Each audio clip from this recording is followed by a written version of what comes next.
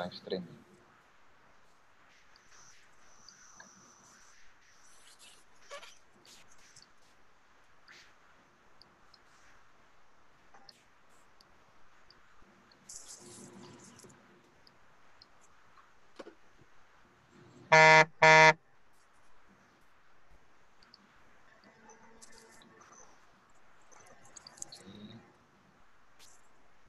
Ini linknya ya, kalau teman-teman mau ngasih ke teman-teman, itu ada linknya. Saya kirim ke kolom chat. Oke.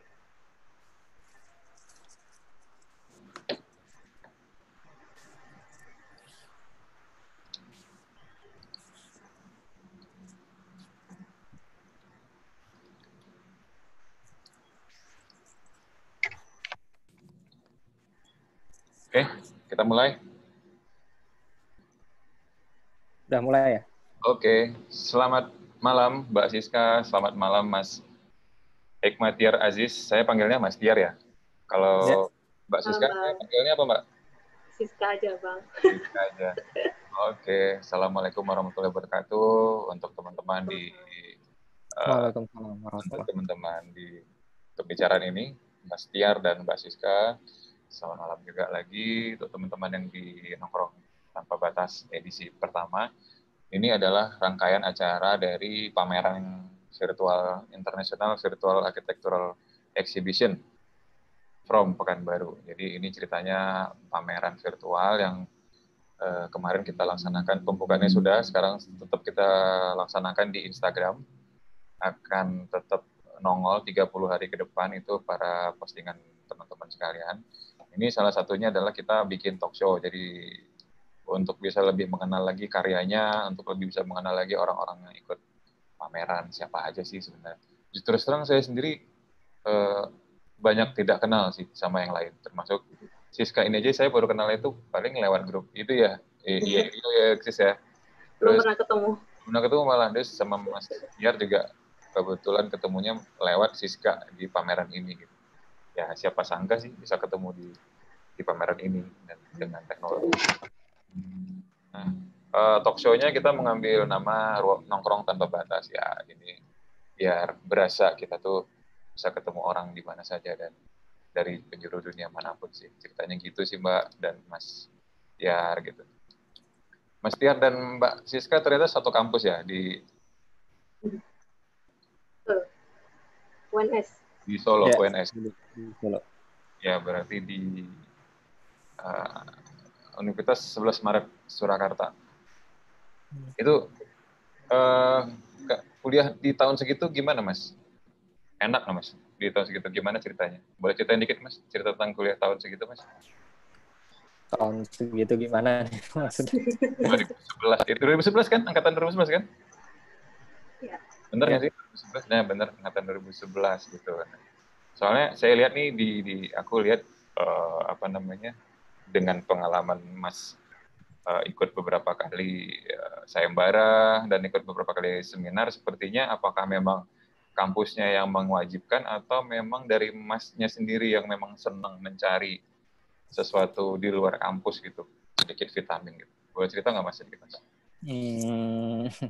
Oh ya, mulai dulu ya. Sebelumnya mungkin perkenalkan, nama saya Hikmatir Abdul Aziz, ya. Bisa dipanggil Tiar biasanya. Untuk aktivitas dulu memang apa ya, itu sebagai bentuk aktualisasi diri dan gagasan kali ya, karena di kampus itu kan biasanya kita kalau masih mahasiswa arsitektur itu kan dalam berkarya mungkin masih ada batasan-batasan atau cara-cara yang mungkin kita nggak bisa keluar dari pakem-pakem itu. Entah mungkin di kampus A atau kampus B mungkin metode pembelajaran kita untuk menjadi seorang arsitek mungkin beda-beda ya. Ada yang riset, ada yang praktek atau dan sebagainya. Tapi saat dulu kuliah mungkin sayembara atau berkarya di luar lewat praktek juga Ya. Itu bisa lebih mengaktualisasi ide-ide, dan di situ kita juga bisa, kalau bahasanya mungkin validasi gagasan ya.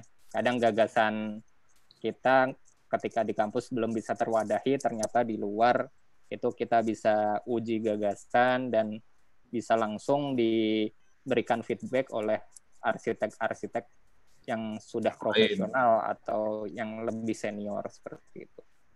Itu salah satu aktualisasi diri gitu ya. Berarti mencari sesuatu yang tidak ada di kampus gitu. Itu kira-kira Mas.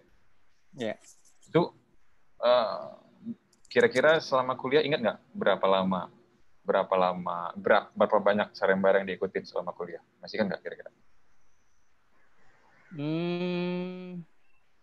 Nggak ngitung sih, cuma banyak ya, Yar. nggak banyak juga, cuma saya cenderung lebih kemilih-milih juga sih. Jadi nggak semua sayembara itu ibaratnya harus diikuti. Okay. Karena kan sayembara punya topiknya masing-masing, ada jurinya sendiri-sendiri. Nah, itu yang bisa jadi point of interest untuk kita, untuk eksplorasi ide ya. Kadang kalau ngelihat temanya menarik, jurinya juga kayaknya challenging, ya di situ memutuskan untuk ikut seperti itu. Jadi bukan yang kayak ada sayembara diikutin, ada sayembara semua diikutin. Gitu enggak juga ya, gitu. Pilih-pilih juga ya. Enggak, aku lihat nih ada yang first winner dan beberapa tuh juara ya, masih kayak misalnya nih ada juara yang di WX UGM ini acara Wisma Karma ya, UGM terus juara 1. Juga di LDRK Rumah Intern Bali House kompetisi juga, first winner art event juga itu juara 1 juga. Terus ada top 5 UPH Abodai National Architecture Design Competition. Dan ini beberapa award yang lain gitu. Itu sempat gitu Mas ngikutin dengan padatnya jadwal kuliah arsitektur gitu Mas. Mungkin padat jadwalnya Siska kali ya.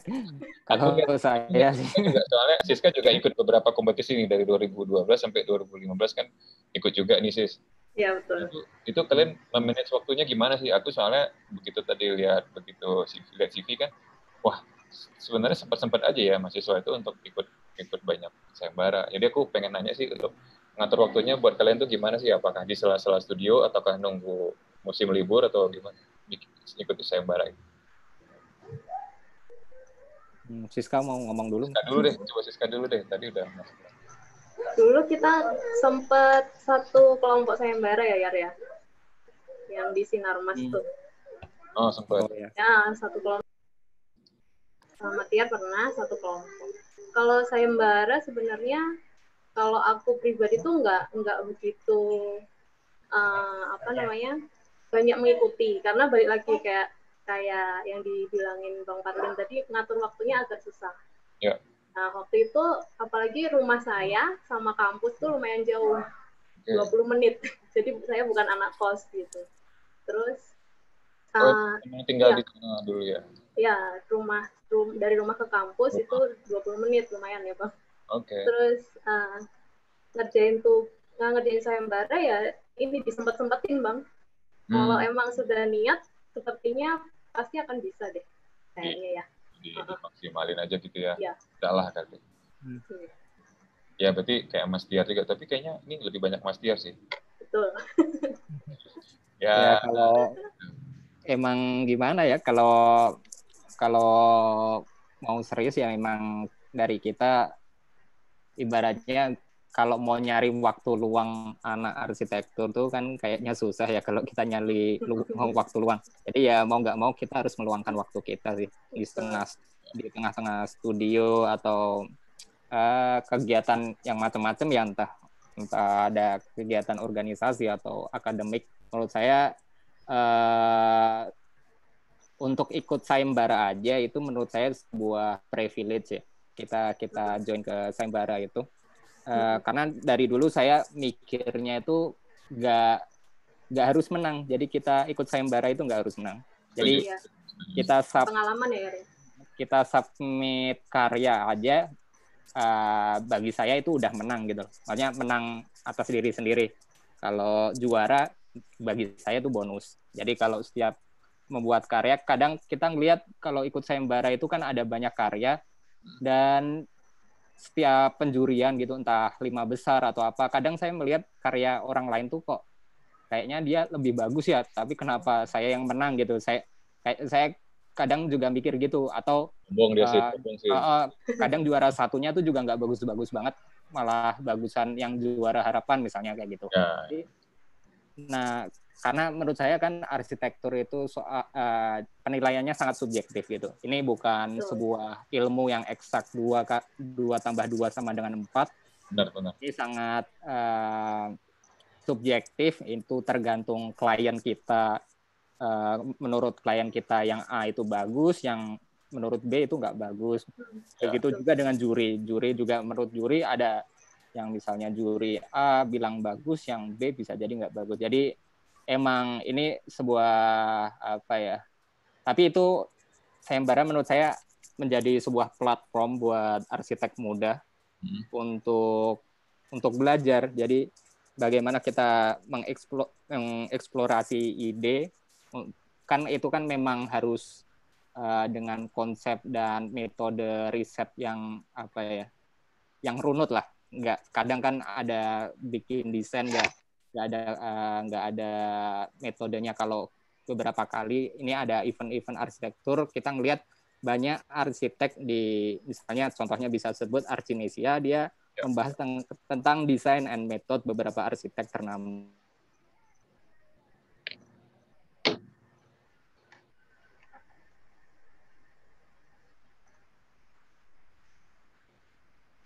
Mas Tiar? Trouble ya? Nggak apa-apa, kayaknya sinyal kali ya. Mas Tiar? Oke, Sis. Siska masih dengar suara saya kan? Masih. Oke. Sis, ini kita ngobrol ke Siska dulu deh. Ini kan ada beberapa dari CV-nya Siska itu ada yang dulu dari kuliah tuh udah ada kerja gitu. Saya lihat, oke, Mas Tiarnya keluar dulu kayaknya. Saya lihat kan ada pengalaman kerja nih dari 2013 ke 2019, dan itu kuliah kan, itu kan ada itu kerja sendiri atau kerja sama senior atau kerja sama dosen atau gimana? Oh enggak, kalau sendiri jujur belum berani ya Bang.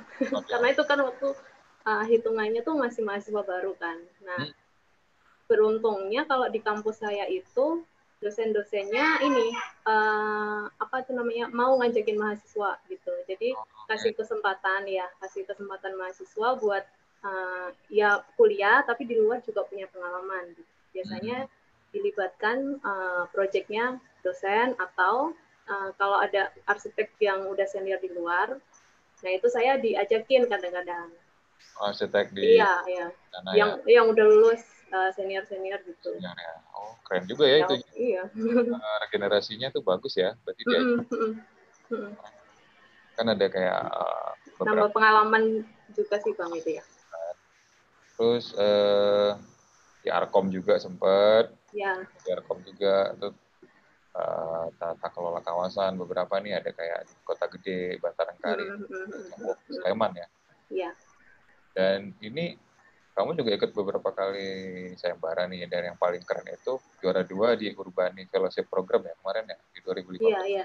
Itu yang ngadain ini Urbani di Bandung Bang. Cerita dong itu acara itu gimana sih? Seru deh, kemarin aku sempat ngikutin beritanya doang sih. Itu iya. Itu sepertinya udah kegiatan rutin yang dilaksanakan gitu. Kebetulan waktu itu saya ikut yang kelima. Jadi fellowship yang kelima saya ikut. Sebenarnya dulu waktu itu saya masih magang di Arkom. Jadi tahun itu tuh bisa jadi aku bilang tahun yang padat, karena saya KP di Arkom. Terus ngerjain tugas akhir, topiknya sama dengan topik KP saya di Arkom. Terus sama salah satu ini namanya Mbak Mayang waktu itu nginfoin, Kak ikut ini ada apa fellowship gitu, angkat dia temanya gitu kan. Terus iya, terus aku coba sekalian gitu Bang ceritanya ngerjain TA, ngerjain KP sama ngerjain fellowship ini. Terus jadi sekali apa ngerjain itu dapat 3 gitu. KP, TA sama ini fellowshipnya Urbane ini. Keren. Ini kan bareng sama Tiar juga nih di Arkom kayaknya. Gue lihat di CV-nya itu tadi. Beda tahun ya? Ya. Beda tahun ya. Oh. Si Mas Tiar ini ya, kalau gue lihat tuh tipe-tipe yang disenangin dosen nih. Udah kuliahnya oke, sayembara ikut banyak, terus ikut banyak banget kegiatan di kampus. Ini keren banget. Tapi teman-teman pada suka kan Mas? Teman-teman jangan pada wah, cari muka banget nih mahasiswa satu gitu. Enggak ya? Juga biasa aja. Dan bisa nyampe ke Swedia, boleh cerita nggak gimana caranya? Apakah beasiswa atau memang pakai biaya sendiri? Boleh cerita dong Mas sampai ke Swedia. Oh, kalau ya kebetulan 2 tahun terakhir ini saya tinggal dan sedang studi master terkait sustainable urban design di Swedia. Tepatnya di Lund University, itu sekitar 40 menitan dari kota Copenhagen, Denmark. Itu ya kemarin kebetulan menggunakan beasiswa LPDP, jadi disupport oleh LPDP dari Kementerian Keuangan dari negara seperti itu. Berarti tahun 2018 ya Mas masuknya? 18, ya. 2018 dan yang kemarin proyek yang dimasukin ke pameran itu adalah pekerjaan yang di Lund di Swedia ini kan? Iya, betul. Ya itu apakah proyek PA tugas akhirnya atau memang ada proyek di sana? Soalnya seorang Indonesia gitu ya, maksudnya saya bilang bukan orang lokal. Terus saya baca kan itu mengerjakan sebuah urban design di negara orang gitu. Itu gimana ceritanya itu? Kebetulan itu memang sebuah riset untuk tesis dan saya mendapatkan seorang supervisor, itu dia sebagai seorang urban designer di pemerintah Kota Lund, ibaratnya di Pemkot Lund lah. Oh, gitu. Nah di situ sebenarnya saya tidak terbayang mendapatkan kesempatan untuk ikut membantu merencanakan visi Kota Lund pada saat itu. Saya hanya menceritakan soal topik urban yang ingin saya lakukan riset pada saat itu. Jadi memang topik riset interaksi antara urban dan rural area. Karena di sini interaksi antara urban dan rural ini di banyak kota di berbagai dunia itu ada interaksi-interaksi yang menimbulkan konflik antara urban dan rural, khususnya pada area tepi pinggir kota lah biasanya, suburban gitu. Kemudian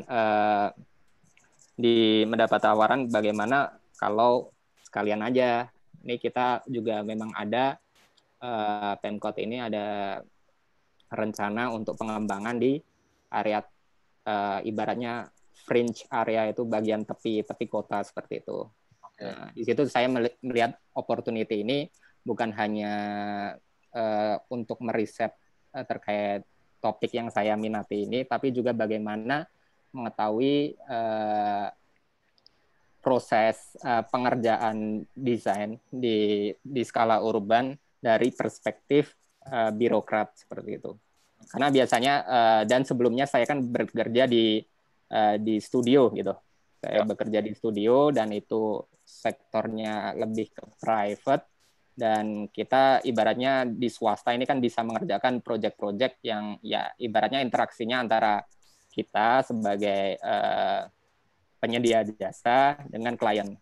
Tapi ketika kita berkarya dalam perspektif birokrat itu tentu pasti beda ya, entah baik metodenya proses desainnya dan sebagainya. Nah, di sini ketika ada kesempatan ini saya melihat ini sebuah kesempatan yang baik, tidak hanya ikut berkontribusi, tapi juga mempelajari dari perspektif lain seperti itu. Jadi ini yang ngajak dosen atau ada tim dari sana yang datang ke kampus gitu, atau yang mengajak pertama kali bikin project ini? Langsung dari supervisornya sih. Oh, dari supervisor kampus, si dosen berarti. Iya, dan dia kan sekaligus sebagai urban designer di pemerintah kotanya. Oke, berarti langsung dapat linknya di sana ya langsung ya. Sebagai bahan riset juga. Sekali jalan tuh keren. Terus boleh lihat dong Mas sedikit desainnya Mas, kalau kita boleh, tentang yang Mas desain kemarin gitu. Oh gitu. Ini berarti saya share screen gitu kali ya? Boleh, silakan.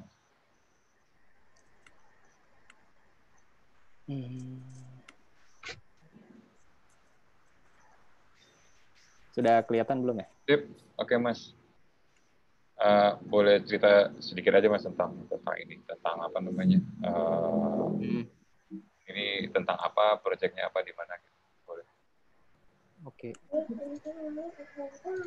Jadi ini judulnya Transitions ya. Jadi Sustainable Business District di Urban Fringe. Jadi ini seperti yang saya ceritakan tadi. Tentang topik bagaimana fringe atau edge itu sebagai area ibaratnya transisi lah, area transisi antara urban dan rural itu dia menjadi sebuah area yang kebanyakan itu tidak dirancang dengan baik.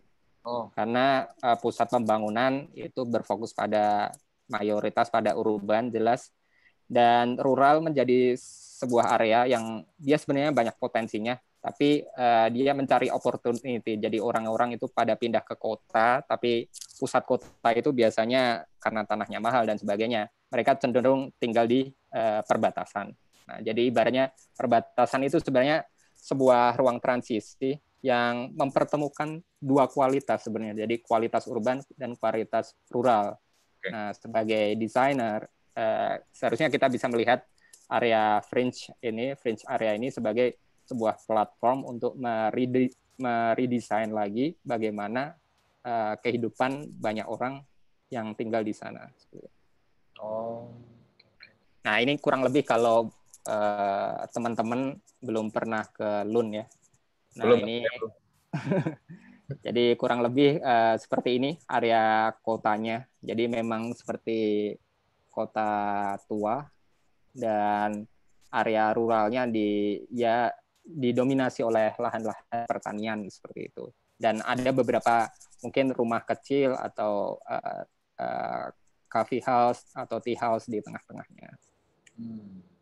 Nah, ini yang menjadi problem di sini, bagaimana ya orang-orang yang tinggal di suburban itu selalu meningkat, dan di area pusat kota itu dari tahun ke tahun menurun karena memang urban development disesaki oleh pusat-pusat bisnis dan sebagainya. Nah, ini kotanya kalau belum tahu ya, Lund itu di sini. Oke. Ini ada Copenhagen. Jadi yang sebelah kiri ini Denmark, yang sebelah kanan ini Swedia. Nah, di sini kalau ibaratnya kalau di Indonesia kita kenal sebuah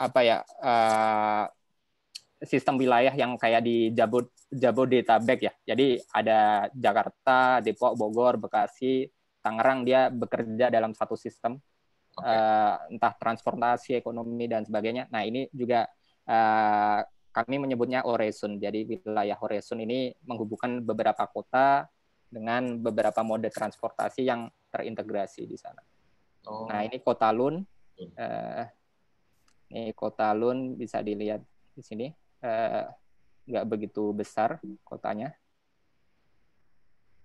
Nah, ini bisa dilihat ya kayak perkembangan kota dari beberapa dekade terakhir dan beberapa fokusan dalam dekade-dekade khusus tentang pembangunan di sana, dari historical place, economic activities, dan pengembangan perumahan dan inovasi dan riset. Nah, ini karakter kotanya. kota riset, kota pendidikan, kota sejarah juga. Nah, ini development plan dari municipality-nya, dari Pemkotnya lah bahasanya. Dan site-nya tuh di sekitar sini, di Vasterbro sini. Nah, ini salah satu comprehensive plan dari kota Lund. Jadi memang kotanya itu nggak satu besar, cuma dia pakai sistem polisentrik gitu. Jadi ada beberapa area kecil dan saling terkoneksi satu sama lain. Nah, ini jadi ini adalah urban connection yang ada di Lund, dan site-nya ini ada berada di sini. Jadi bagaimana menghubungkan pusat riset, kampus, rumah sakit, pusat perbelanjaan, terus residensial, dan ini pusat bisnisnya di sini, di Nova itu. Ini site-nya, lebih khususnya di sini. Nah, ini site-nya, jadi site-nya ini. Di ruang transisi antara urban area, terus entertainment juga di sini buat sport, sama di rural area. Nah, ini kurang lebih kayak gini situasi saat itu di site-nya. Nah, jadi ini desainnya gambaran lebih kurang lebihnya seperti ini. Jadi kalau kita ngelihat dulu itu rural area itu luas ya. Jadi dia mengelilingi urban area. Fringe itu ada di sini. Dan sekarang tuh ibaratnya urban area tuh terus melakukan penetrasi ke rural area. Jadi semakin dicaplok area pertanian itu. Tapi di konsep ini saya mengusung konsep bagaimana itu tidak harus saling meniadakan. Jadi rural itu tidak harus terus masuk ke area urban, dan urban juga tidak harus penetrasi ke rural. Jadi bagaimana fringe area ini harusnya bisa mengkolaborasikan dua kualitas yang berbeda. Karena di sana tempat pertemuan dua kualitas. Nah, di sini site-nya Nova itu berada di antara urban dan rural. Jadi bagaimana melakukan densification atau efisiensi ruang di sana, dan bagaimana memberikan program-program ruang yang mengakomodir fungsi existing dan menghadirkan kebutuhan housing yang diperlukan di kota tersebut. Sekaligus menghadirkan ruang rekreasi, ruang publik, dan pertanian di area tersebut juga. Jadi tidak meniadakan fungsi agriculture di sana.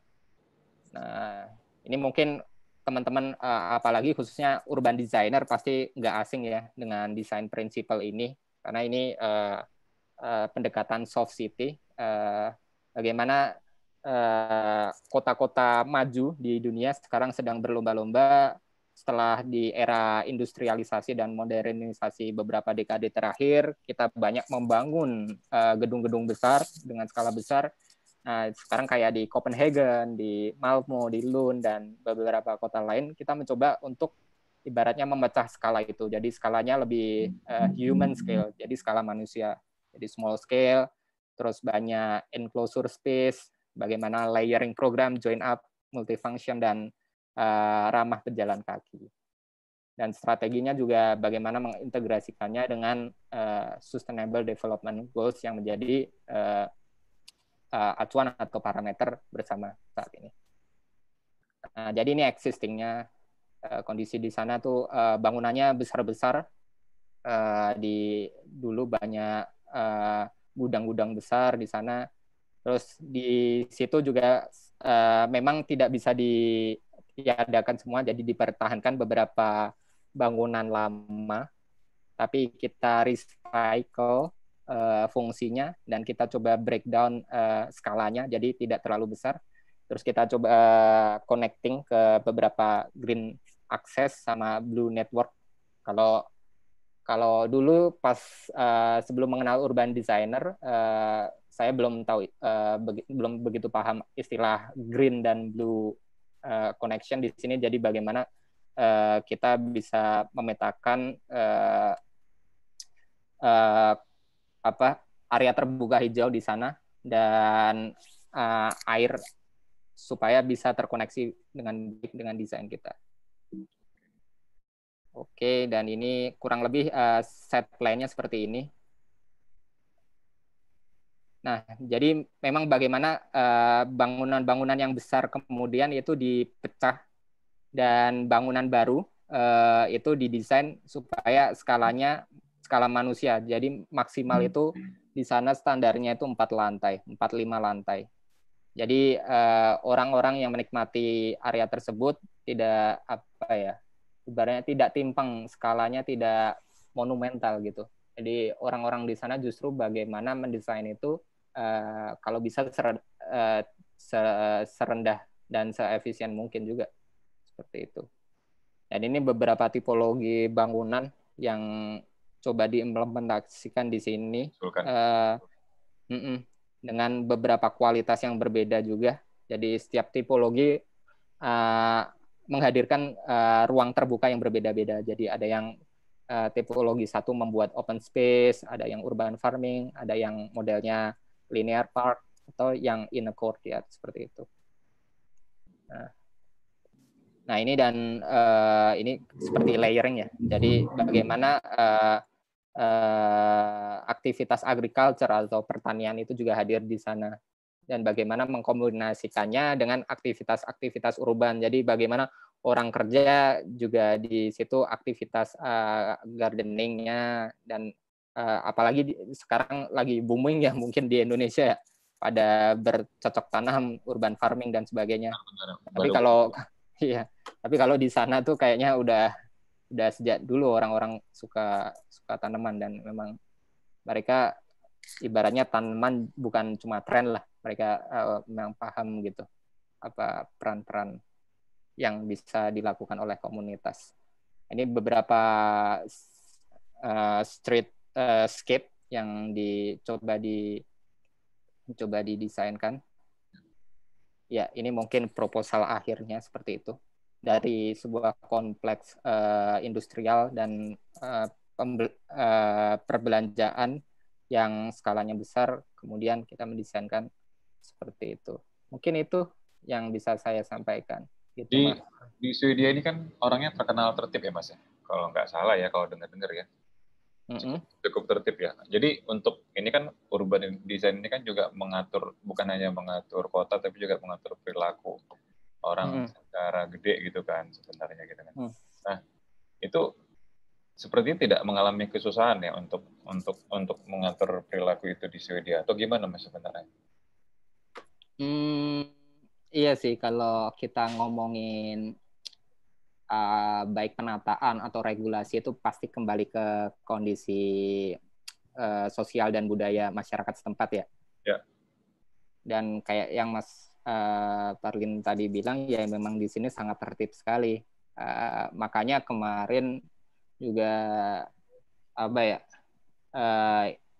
itu juga menjadi salah satu pertimbangan pemerintah negara Swedia dalam melakukan strategi penanganan COVID-19 juga di sini. Jadi memang kalau di sini kalau untuk masalah urban planning itu udah sangat bagus lah, udah sangat sustainable. Jadi ibaratnya orang-orang di sini memang rujukannya justru ke kayak Copenhagen, kayak di Malmo, di Stockholm. Kita jadi salah satu ibaratnya kiblat perencanaan yang berkelanjutan di sini. Karena kan biasanya kan tuh udah susah banget gitu ya, susah banget desain urban planner untuk mendesain, pemerintah untuk mengatur, ujung-ujungnya kalau si masyarakat sendiri tidak bisa tertib, ya agak repot juga kan, capek juga kita. Iya, betul. Aku sih sering beberapa kali baca gitu, salah satu negara yang tertib sih orangnya di Swedia gitu kan, salah satunya gitu sih. Dan mengenai sampah juga katanya tuh cukup concern mereka tentang recycling sampah di Swedia. Iya. Di sini justru malah impor sampah. Impor sampah. Iya. Jadi Swedia itu negara yang kekurangan sampah untuk di recycle menjadi sumber energi. Jadi kita impor sampah dari negara-negara tetangga. Jadi kalau saya berkesempatan tinggal di sini selama 2 tahun itu cukup amazed sih dengan kita di sini misahin sampah itu kategorinya aja sampai ada berapa ya? Banyak ya kategori. Di depan housing itu kotaknya dipisahin ada 12 macam. Di Indonesia aja kita tiga aja juga kurang tertib ya. Di sana memang maksudnya kesadaran kita untuk hidup sustainable itu sangat terdorong dengan kondisi kebijakan dan kondisi sosial di sana. Siap. Oke, Mas. Mas, ini kan dari scape yang gede nih, urban. Kita coba ke Mbak Siska nih. Mbak Siska kemarin proyeknya itu tentang e-house itu, tentang rumah ya, Mbak ya? Iya. Dari skala gede nih, kita skala yang lebih kecil. Bukan artinya mengecilkan proyeknya, tidak. Semua proyek itu capeknya sama sih sebenarnya. Mau proyek urban, mau proyek yang kecil, mau housing. Itu sih. Kemarin proyek, aku dengar katanya ini proyeknya online ya Mbak ya, dari luar kota ya? Iya betul. Ini antar pulau. Mengikuti zaman sekali nih. Sesuai ini konsepnya pameran ini kan Bang? Asik, bener juga ya. Iya, ya banyak yang tidak terduga sih begitu. Iya.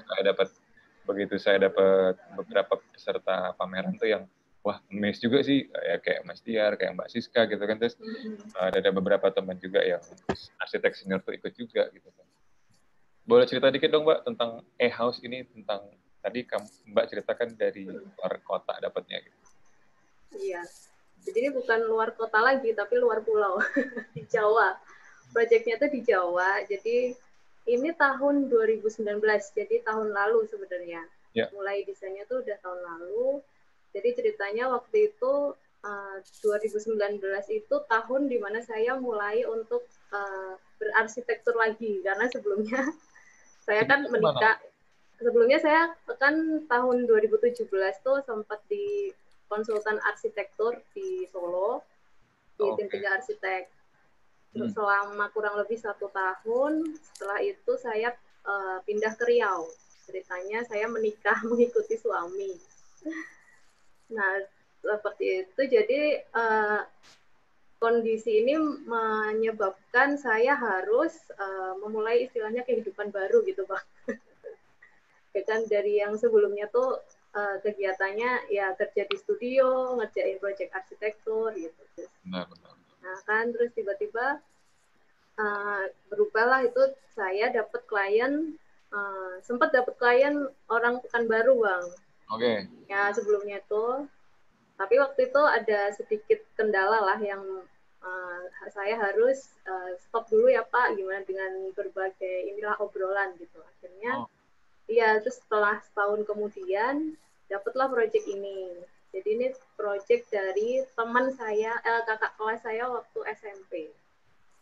Gitu, SMP, kuliahnya satu fakultas. Dia orang sipil sebenarnya. Sebenarnya kalau mau desain sendiri bisa ya Bang ya? Bisa aja sih ya. Iya, mahasiswa sipil, terus kontak saya. Ceritanya dia tinggal di Kalimantan. Nah, dia di Kalimantan, saya di Riau, tanahnya di Jawa. Keren. Iya, jadi antar pulau, 3 pulau gitu. Terus Mbak di Pekanbaru? Iya, saya waktu itu saya di Dumai, Bang. Masih di Dumai? Iya, masih di Dumai. Kliennya di Sangatta, di Kalimantan. Kalimantan, rumah proyeknya di Jawa. Keren. Ini keren. Iya, terus, nah itu tantangannya, saya iya nggak ya, kalau iya berarti susah juga nih karena kan jarak jauh. Ya. Iya kan, terus setelah saya mencoba untuk walaupun nih kita kenal tapi mencoba untuk profesional. Saya harus. Iya, saya ceritakan kondisinya bahwa sekarang saya di Riau, terus saya punya anak, masih bayi lagi waktu itu. Jadi saya ceritakan kondisinya gimana kalau bisa kira-kira bisa nggak, maksudnya biar sama-sama enak gitu. Terus, kebetulan beliau juga sudah berkeluarga, jadi mungkin paham. Kalau ya ibu-ibu kalau punya anak ngerjain proyek tuh gimana, mungkin sudah paham gitu. Terus ya syukurnya dia mengerti gitu Bang, beliaunya ini. Terus cerita-ceritalah dia pengen punya rumah di atas lahan 200 meter ceritanya. Okay. Tapi istrinya ini nggak mau rumah yang terlalu besar. Karena dia takut katanya kalau di proses asistensinya melalui online berarti Zoom. Iya betul. lewat WA, lewat telepon. Gitu. Berarti orangnya di Kalimantan, site-nya yang di Jawa tadi kan? Iya betul. Boleh lihat dulu Pak, langsung aja kita buka denahnya.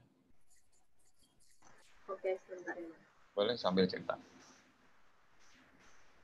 Nah ini, jadi ini luas tanahnya itu 200 meter. Nah, karena tadi kan mintanya istri saya nih nggak pengen rumah yang terlalu... Udah di-share screen belum? Gimana? Udah di-share screen belum? Oh iya, sorry. Screen aja, kelihatan.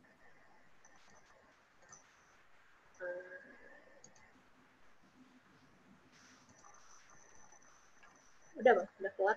Oke, siap. Nah ini, jadi luas tanahnya tuh menurut saya ya nggak.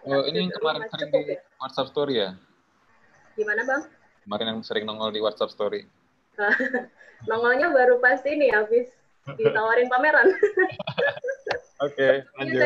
Ya, terus luas tanahnya 200 meter. Nah, keluarga ini tuh yang nggak suka tinggal di rumah yang terlalu besar, Bang. Nah, terus karena istrinya katanya takut kalau di rumah yang terlalu besar gitu. Terus beliau ini pengen punya rumah yang ada kolam renangnya ceritanya. Terus 200 meter, sebenarnya tanahnya luas, tapi dia butuhnya rumah yang kecil aja gitu. Terus kemarin saya coba kasih 2 alternatif nih, Bang. Teman-teman ya. Yang pertama itu alternatif yang pertama, saya coba kasih ruang yang sedikit dinamis. Nah, sedikit dinamis, jadi dengan kebutuhan ruang ya rumah tinggal standar lah, ada kamar tidur, carport, ruang keluarga gitu. Terus saya kasih coba 2 alternatif. Yang satu lebih dinamis, yang satunya lebih, kalau orang Jawa istilahnya plong gitu, rumahnya plong-plongan gitu. Jadi los aja gitu, los aja gitu. Terus coba ngobrol-ngobrol, ternyata lebih cocok yang simple aja katanya, yang nggak banyak sekat, yang simple. Terus permasalahan yang selanjutnya yang timbul, rumahnya ini mau dibangunnya jadi bertahap. Nah, kalau bertahap, kita harus mikirkan Bang ya, ruang mana yang bisa mengakomodasi ruangan yang lain untuk sementara. Nah, ini tantangannya, berarti ruang-ruangannya ini harus bisa nih sebagai ruang yang multifungsi, kita sebutnya gitu. Okay. Misalnya yang pertama, ruang garasi dipakai untuk kamar tidur dulu. Terus ya, jadi harus mengakomodasi ruang-ruang yang di lantai atas gitu. Jadi kan rencananya awalnya lantai 1 dulu tuh. Terus kita desain lah itu. Lalu oke gitu. Nah, masalahnya setelah desainnya oke nih. Nah, ini ada ruang tamu, terus ruang keluarga di lantai 1, ruang kamar tidur sementara yang seharusnya untuk garasi. Jadi garasi gitu. Ya, gitu. Jadi dan itu sedikit memutar otak gitu. Kalau garasi kan harusnya ini ya, gimana ruangannya tuh senutup mungkin biar nggak kelihatan dari luar gitu. Nah, sedangkan kamar tidur kita harus mikirin udaranya yang masuk, cahaya yang masuk gitu. Terus lalu di ruang garasi ini kan kalau di konsepnya itu ada akses untuk menuju ke belakang. Lah kalau kamar gimana? Masa ada akses dilewatin bolak-balik gitu kan? Belakang gitu. Iya gitu. Terus akhirnya ya itulah ada desain ini gitu. Terus pertamanya yang bikin agak ini bingung juga, keinginan dari istri sama suami ini konsepnya beda Bang. Jadi yang satu pengen Lalu itu ada itu. Itu lumayan tuh. yang istrinya pengen rumah-rumah tipe-tipe kayak di film Up tuh Bang, yang terbang pakai balon tuh. Ya. Terus suaminya pengen yang minimalis aja lah, yang modern gitu kan. Gitu kan. Terus ya tinggal lihat aja siapa yang paling berkuasa ya. Biasanya si istri ya, Bang. Oh, enggak juga sih, tergantung. Oh, enggak ya.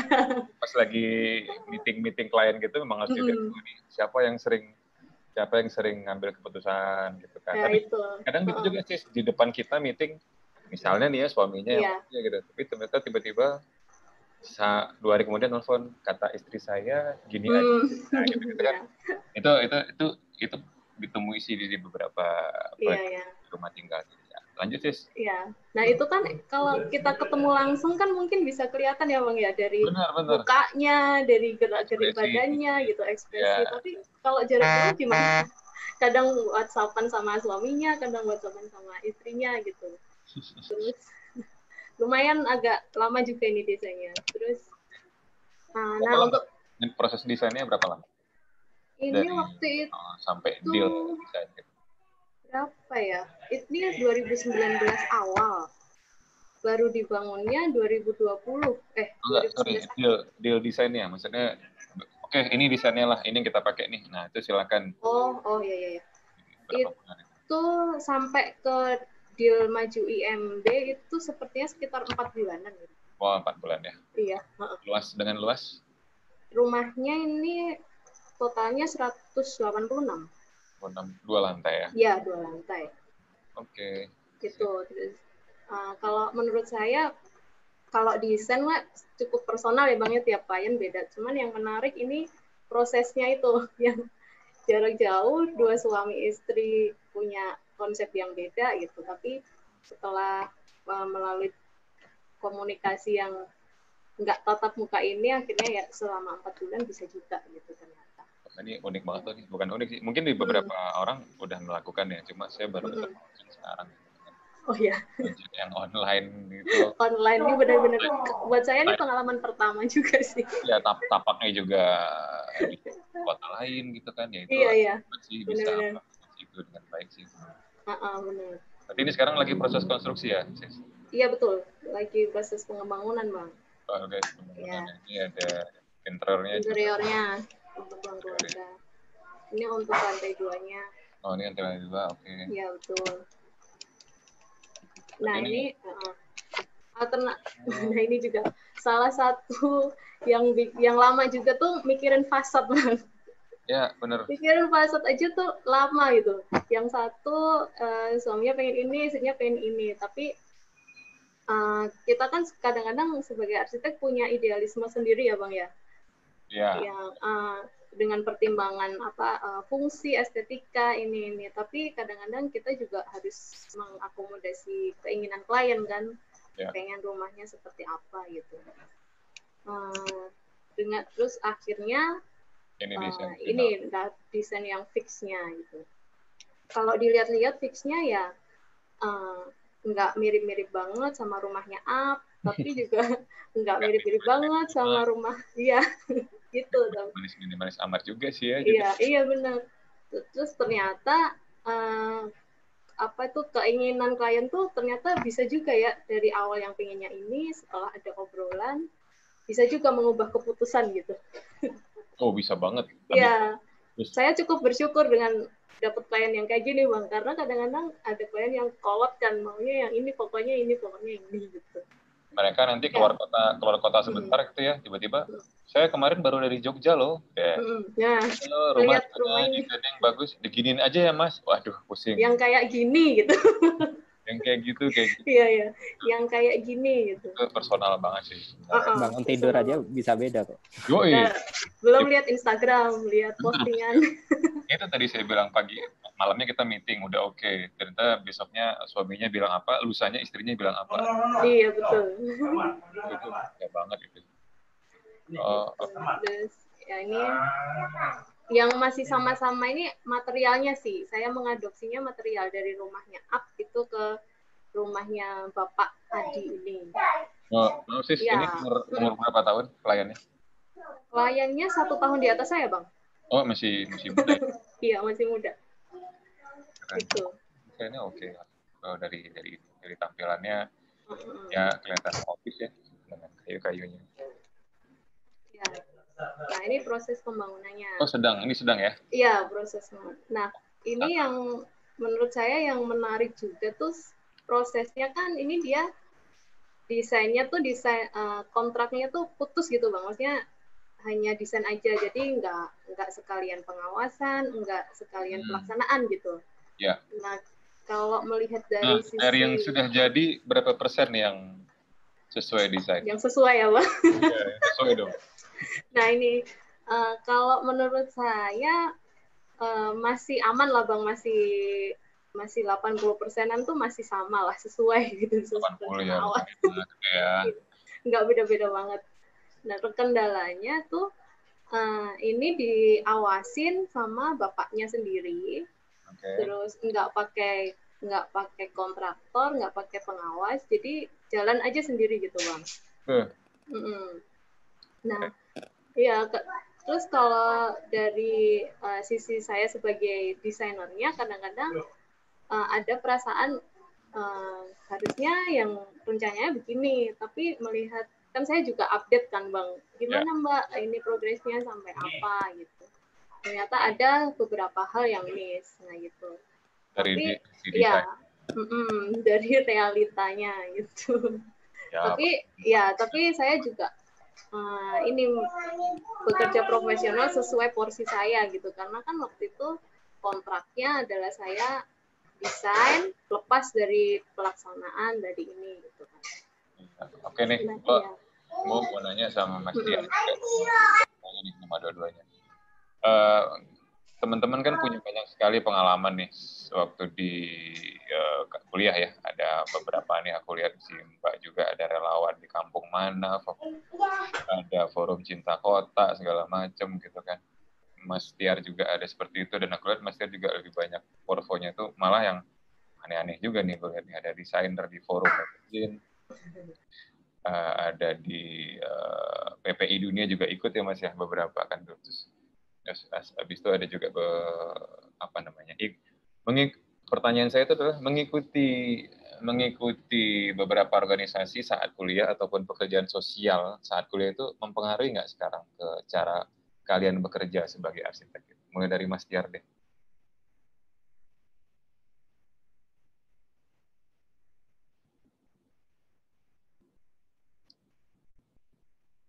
Sorry, mic-nya Mas. Oh iya. Oh ya, pertanyaannya tidak terduga ya. Kenapa? Kayak interview. Nggak apa-apa. Itu ngaruh nggak sih sebenarnya gitu loh? Ya kan pasti ada dong kan kayak nanti aku pengen TA-nya tentang tropis nih, aku bakal ngambil banyak mata kuliah tropis misalnya gitu kan. Nanti aku akan mengambil urban design S2, aku akan banyak di mana organisasi. Apakah itu direncanakan atau ternyata ya aku ngalir aja sih, ikut aja organisasi gitu, ternyata berguna gitu. Karena ada yang bilang, wah ternyata berguna ya gitu. Itu gimana? Kalau dari perspektif saya, kalau dari sisi arsitektural ya, dari segi arsitektural mungkin kurang relevan ya ketika memang organisasi-organisasi yang diikuti memang tidak ada interaksi langsung dengan bidang kita arsitektural, tapi pengalaman-pengalaman atau aktivitas-aktivitas itu mungkin akan membentuk personality sama manajemen kita. Karena kan di kantor ketika kita menjadi arsitek profesional pasti kita juga berinteraksi dengan tim ya. Kadang kita ngerjain project, timnya ada 3 orang, ada 5 orang, ada berinteraksi dengan prinsipal dan sebagainya gitu. Nah itu yang menjadi penting di situ, dan kalau ada manfaatnya atau tidak sangat banyak sih kalau dari saya merasakan manfaatnya. Bagaimana kita berinteraksi dengan orang. Kadang proses interaksi ini yang ketika kita udah, misalnya ketika kita kerja di kantor, kita berinteraksi langsung dengan klien, atau ketika kita di studio sendiri, terus kita berinteraksi dengan klien, itu kan memang klien kita kan orangnya beda-beda ya. Nah, dari ikut aktivitas yang bermacam-macam, mungkin di situ kita udah terbiasa bertemu berbagai macam orang, dan bagaimana kita men-treatment-nya, maksudnya bagaimana kita berinteraksi dengan baik dengan beragam latar belakang orang dan sebagainya. Kita itu yang tidak bisa milih kan timnya. Kita nggak bisa milih kliennya seperti apa. Dan kesempatan untuk tinggal di sini selama maksudnya tinggal di luar di Swedia selama 2 tahun itu juga sangat merubah pola pikir saya juga. Maksudnya kalau dulu mungkin di Jawa kenalnya mayoritas orang Jawa, ada beberapa orang di luar Jawa misalnya. Tapi ketika tinggal di luar Indonesia, ternyata ada perspektif orang yang dengan cara seperti ini yang menurut kita di Indonesia itu kok kayaknya nggak cocok ya, ternyata di luar itu cocok. Nah, jadi menurut saya ada beberapa pandangan hidup itu yang mungkin kita susah pahami di Indonesia, ternyata di luar sangat relevan gitu, dan sangat bisa digunakan gitu. Nah, itu yang maksudnya untuk aktif di beberapa kegiatan, organisasi atau aktivitas itu kita lebih belajar menjadi manusia lah. Jadi manusia yang mengerti manusia lainnya, seperti itu. Berarti memang ada bermanfaat ya maksudnya. Kalau Siska sendiri, Sis, kan banyak tuh kegiatan sosial. Itu apakah berpengaruh kepada proyek sekarang atau berpengaruh nggak kepada cara kita memandang pekerjaan, itu ketemu orang banyak gitu kan? Kalau saya sih sebenarnya waktu kuliah tuh nggak aktif organisasi, Bang. Bisa ditanya Destiar. Jadi saya lebih suka kegiatannya tuh di luar. Jadi pikiran saya waktu itu biar punya teman atau kenalan yang lain selain di kampus gitu. Nah, waktu itu saya beberapa kali juga diajak sama dosen, terus ke kafe juga di Jogja, pilih tempat yang jauh, dan kafe itu pun waktu itu saya sempat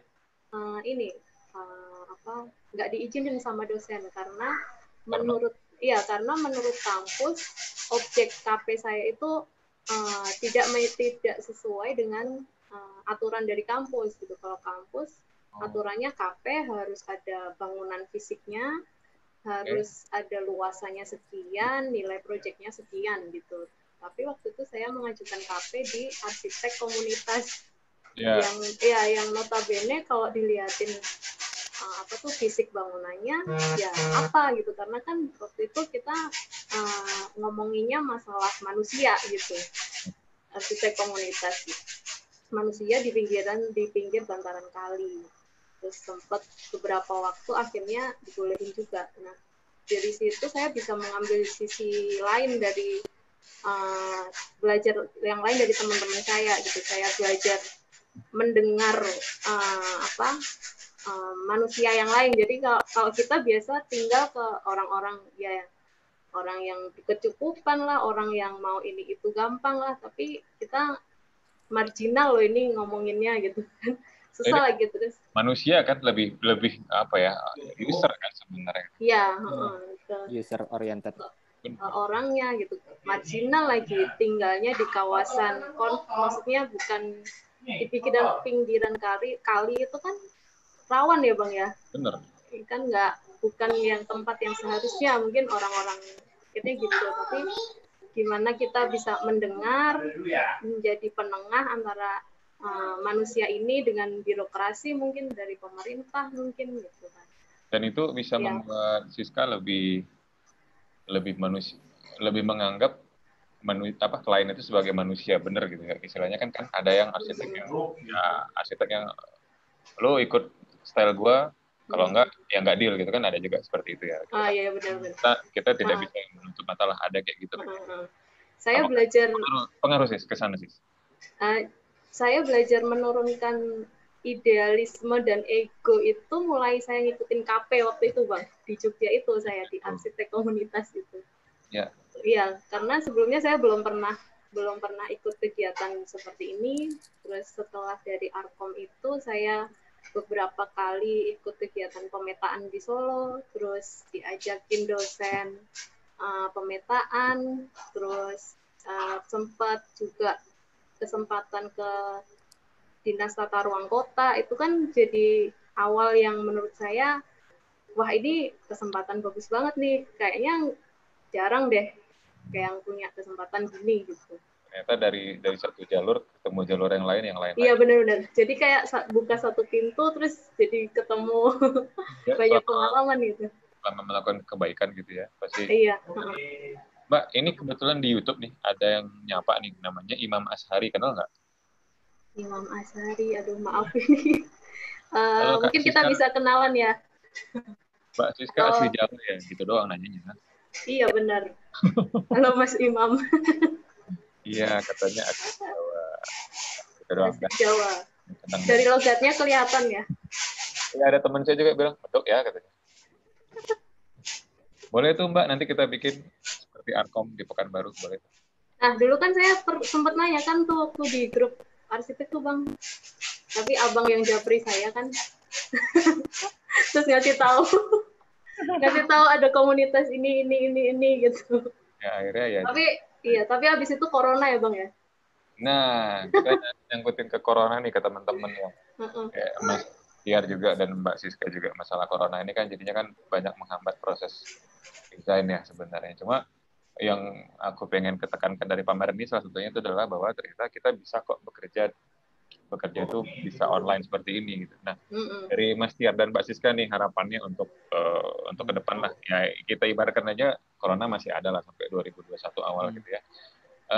Untuk bekerja sendiri tuh pengaruh besar nggak sebenarnya untuk Mbak Siska dan Mas Tiar? Untuk Mas Tiar deh sementara deh. Kan apalagi sekarang bagi proses mau wisuda nih katanya. Kalau untuk ngerjain proyek sangat berpengaruh sih. Sangat ya Mas. Cuma di sini mungkin saya bahasnya pengaruh positif ya. Jadi ini ya. Pengaruhnya Mas ya, jangan positif sakitnya ya. Iya, ya diambil hikmahnya aja. Maksudnya kita kan ini situasi yang kayak sekarang, kita nggak sebagai arsitek pasti ada efeknya untuk kerjaan kita. Tapi di kondisi sekarang ada paradigma yang berubah gitu, bahwa dulu sebelum COVID mungkin orang-orang ketika menggunakan jasa arsitek, menggunakan jasa kita, mereka cenderung maunya meeting langsung. Jadi kita ketemuan gitu ya dulunya. Kita harus ketemuan entah di kantor, entah di rumah kliennya, atau di kafe atau di mana gitu. Dan kadang kan kita ngerjain project itu nggak cuma di dalam kota ya, di luar kota ada yang tinggal di kota A, proyeknya di kota B, C, D, E, F, dan sebagainya. Yeah. Nah, sebenarnya dengan kondisi yang sekarang, justru saya melihat ada sebuah kesempatan untuk mengefisiensi prosedur-prosedur yang sebenarnya bisa dihilangkan seperti itu. Karena kalau kayak gini kan klien kan juga mau nggak mau memang harus online ya. Jadi kadang dalam sehari atau 2 hari bisa jadi kita bisa ketemu 3 klien dari 3 kota yang berbeda gitu. Jadi misalnya pagi kita meeting sama klien di Bandung, terus siangnya sama yang di Semarang, sorenya sama yang di Surabaya gitu. Kalau di kondisi sebelum COVID kan nggak mungkin kayak gitu. Kita harus terbang dulu ke Bandung, habis itu harus terbang lagi ke Surabaya, gitu kan susah. Nah, jadi di sini memang nggak cuma hanya dunia pendidikan ya. Pendidikan mungkin teman-teman yang sedang menempuh studi, dia bisa belajar daring, tapi sebagai profesi seorang arsitek kita juga ada efek dari COVID ini. Dan dari situ mungkin salah satu kesempatan yang bisa diambil itu terkait efisiensi beberapa prosedur yang memang kalau tidak diperlukan ya tidak usah dilakukan seperti itu. Ya. Dulu itu kita kalau mau ketemu klien di jalan aja udah setengah jam atau sejam, ketemu meeting sejam, balik ke rumah itu sejam, itu 3 jam doang udah habis untuk di jalan. Sekarang kita tinggal janjian di Zoom jam berapa, jam 2, jam 3, udah ya mudah-mudahan beres gitu. Kayak sekarang kita juga ngobrol, masnya di Jogja, kita di Pekanbaru juga kan, siapa sangka kan bisa seperti itu. Dari dulu Mas sudah ada sebenarnya seperti itu Mas, meeting online. Cuma sekarang itu memang sudah jadi Cuma kan jadi kayak dulu kan mungkin orang tuh kan kayak meeting online tuh bukan sebuah keharusan ya. Jadi itu opsi yang kesekian gitu loh. Opsi kesekian dari nggak bisa meeting langsung ya Pak gitu. Itu ya udah kita meeting via call. Nggak bisa lagi meeting via WhatsApp dan sebagainya. Tapi kalau sekarang kan kayak opsinya meeting via online dulu. Kalau nggak bisa baru langsung, ini ada proyek yang harus dicek nih. Bangunannya ini kalau kita nggak lihat langsung kan nggak bisa. Ini video atau fotonya kurang jelas, Pak. Jadi kita harus datang ke sana gitu. Tapi di sekarang kan opsi meeting online itu jadi opsi nomor 1 bisa jadi. Karena klien juga nggak mau ngambil resiko, kita juga nggak mau ngambil resiko. Dan sama-sama tahu ini adalah metode paling baik saat ini. Dan bisa jadi ini bertahan sampai ke depan, entah COVID itu selesai atau enggak. Menurut saya beres, ketika orang sudah ngerti paham teknologi itu udah. Kayak tadi Siska bilang itu, dia nggak bisa lihat intonasi bicara klien gitu kan. Iya. Dulu aja kita tuh kalau nelfon klien pakai WhatsApp call aja tuh rasanya kayaknya ini turun kelas banget ya gitu. Sekarang bahkan klien pun mau WhatsApp video sama kita tuh ya itu udah jadi kebutuhan. Biasanya kan dulu kita kalau WhatsApp video itu kan paling sama video WhatsApp sama temen gitu kan atau sama keluarga gitu. Sekarang sama klien juga oke aja sih, nggak masalah. Nah dari Siska nih Sis, gimana Sis tentang keterbatasan di zaman sekarang? Kalau saya jujur ini justru bukan keterbatasan, justru ini waktu-waktu untuk mengoptimalkan. Karena kalau saya pribadi saya bisa dibilang tinggalnya bakalan pindah-pindah gitu, nomaden gitu kan, karena mengikuti suami gitu kan Bang. Terus apalagi baru-baru ini saya sampai di Pekanbaru baru awal tahun lalu gitu. Terus orang baru di sini mau dapet klien di mana gitu. Mau dapet klien di mana? Ke teman-temannya di Jawa semua kan. Terus ya, tapi iya. Hikmahnya itu ya? Iya, hikmahnya itu bisa ngerjain project tanpa harus keluar, bisa jagain anak di rumah, kayaknya privilege deh itu. Berarti ini bisa bisa sesuatu metode baru juga sih ya sebenarnya. Tidak apa-apa sebenarnya, bahkan kalau dulu kan kalau nggak salaman tuh kayaknya nggak sopan gitu. Sekarang salaman malah nggak sopan. Udah kebalik ya. Udah kebalik gitu. Sekarang salaman malah nggak sopan. Aku sih ada ide sih nanti. Tapi mungkin yang sedikit menantang itu ketika kondisi kayak gini Mas, kondisi yang serba online sekarang, apakah ada pengaruhnya dengan ibaratnya desain dan metode masing-masing studio gitu. Kan bisa jadi dulu kan ada ibaratnya kita awal-awal COVID itu kan WFH ya, jadi ada yang karyawan bisa kerja dari rumah, terus tapi ujung-ujungnya bulan-bulan sekarang para arsitek juga udah masuk kayak biasa gitu di kantor, mungkin protokolnya protokol jaga jarak dan sebagainya gitu. Cuma akhirnya kan balik lagi ke metode yang dulu. Nah, yang ini yang menjadi menarik kalau menurut saya apakah memang harus kembali lagi ke studi ibaratnya metode yang seperti dulu, atau biro-biro atau studio arsitek itu bisa membuat formulasi baru terhadap metode desain perancangannya seperti itu. Iya, kantor saya sekarang justru jadinya memang beneran kita tuh masih full ini sih, masih full work from home aja sih masih sekarang jadinya. Jadi dan itu sepertinya lebih ya untuk sementara sekarang masih lebih efektif ya karena mereka kan lebih santai di rumah gitu kan. Lebih santai gitu. Memang kendalanya adalah kalau di kantor lebih stres mungkin ya. Lebih stres mungkin. Paling ini aja Pak, kendalanya ini Pak, kalau di kantor kan ada wifi Pak gitu. Disubsidi juga lah Bang, kuota. Oh. Nah, itu kan yang menjadi pertanyaan interaksi antara prinsipal dan arsitek, senior arsitek atau junior arsiteknya itu kan pas. Nah, itu saya penasaran aja sih. Mungkin ada studio yang menggunakan metode baru dan sebagainya. Nah, itu yang akan menjadi menarik dengan karena ini kan kayak merubah tatanannya nggak cuma di Indonesia aja, di kantor-kantor di arsitek lain juga, di luar negeri juga kena efeknya seperti itu. Sunda Empire nih, tatanan hidup baru. Iya, tapi kalau saya sih terus terang untuk ke junior gitu ya, untuk ke beberapa project yang kita butuh coret-coret gitu ya, Mas. Maksudnya itu untuk ngulik konsep awal gitu tetap ketemuan sih, Mas. Harus ketemu dulu. Jadi karena memang kemarin kan saya udah nyoba tuh sama mahasiswa juga tuh waktu sidang UTS gitu ya. Emang nggak dapat aja feel-nya kalau untuk mau ngasih sebuah masukan desain tapi kita nggak tatap muka gitu agak kurang ya.